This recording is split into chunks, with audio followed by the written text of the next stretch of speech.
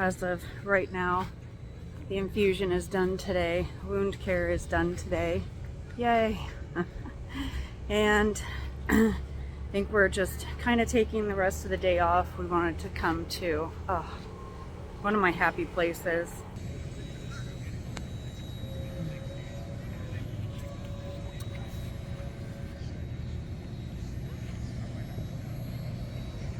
That's been really hard to not be able to jump in that water and be able to do what I typically do, or paddleboard, snorkel, swim with manatees.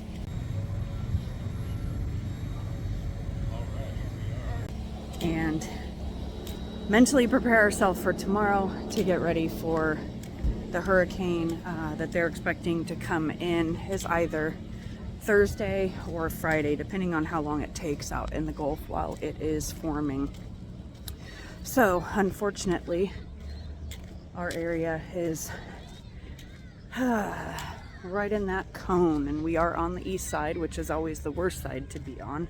Not happy about that, and not like we don't have enough going on with me being sick. So having to get our house ready, and there's so much, you know, outside still that we didn't even get a chance to deal with, because as soon as we got back from my mother-in-law's celebration of life, I got sick and then was in the hospital. So we have a ton of stuff out on our patio, and we also have all of our kayaks for our rental business that still needs to get dealt with. Plus we have my mother-in-law's house that we also have to deal with and prepare for the hurricane.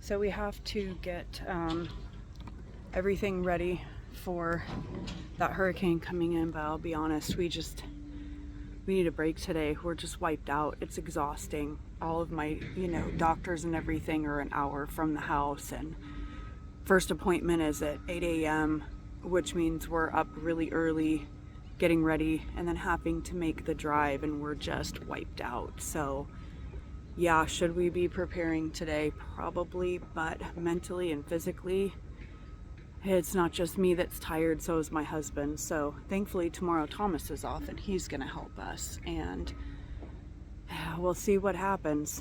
It would be a huge bummer if there's a lot of damage after we've put so much money and work into my mother-in-law's house to get ready to sell it. That would just be devastating, especially, you know, dealing with insurance companies who we all know suck and never want to pay out on claims, and they fight people tooth and nail. We've had a lot of that with storms here, and, you know, even with car insurance, medical insurance, how many times, you know, are we fighting with them? They're so quick to take our money, so quick to raise our rates, but man, when it comes time to pay out, it's like you're going against the government. I mean, it's ridiculous.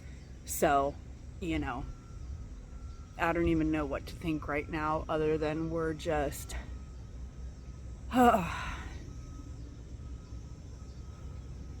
we're doing everything we can to just stay positive and keep the faith. I'm still waiting to see the test results, the labs, and they have not come in yet. I'm finding myself checking, like, oh man, every 15-20 minutes, because I just have not been feeling good today. I feel very nauseous. It's been a tough day, and that was one of the only few symptoms that I had when we went to the ER before being diagnosed with MRSA and sepsis, and, you know, before having to have that emergency surgery. So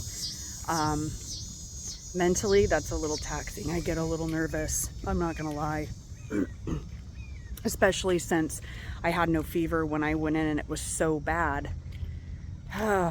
But you know, as like my surgeon said, I was an anomaly. It was funny, we went the week before last, because I get checked up with him every 2 weeks, and he made the comment that he was so surprised and so shocked because I am so athletic, and he's like, I did not expect it, you know, when I came in to see you. I did not expect to find you, you know, in the shape that you're in. And that's really been one of the hardest things that thankfully, you know, I have amazing doctors, they're all phenomenal, but it has been the hardest thing because I am really used to being outdoors. I'm used to being very active. I'm used to being very independent, and God has really humbled me through this because I cannot be independent.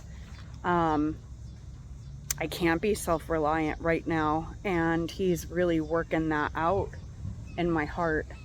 I wish, you know, I wasn't so stubborn and it didn't take this for him to teach me that lesson, but what are you gonna do? Some of us always have to learn the hard way. So waiting for those lab results. Hopefully the white blood cell counts did not go up even further, because if they did and they cross over that normal threshold, probably have to extend the treatment another week. So I'm really praying and hoping that those labs come back good and that we are still on track to have this be the last week, which week 6. We're finishing out week 6. So I will follow up tomorrow and show you guys all of what we're having to do and bring you along and let you know how my appointments go tomorrow. We're hoping that the wound incision is much smaller than the actual wound itself. So if you've seen the other videos, then you know the size. If this is your first time here, then it's the size of a baseball, but the outside incision was 2.5 inches, and it's closing up really quickly. And if that closes before the inside wound, which was the baseball size that had to get removed, then they'll have to open it back up, and that is just, that's daunting to even think about. It's very discouraging to even think about, not to mention just how painful it is to have that done. So I appreciate all of the prayers and support, and just you know, I'm so thankful for just the outpouring of people, and the prayers from everybody has just been, it's been such an encouragement, and it's been so overwhelming in a good way. But I just want to say thank you again, guys. And if you are able to go jump in the ocean, or jump in a river, or jump in a lake, even a swimming pool, heck, even a bathtub for me, please do.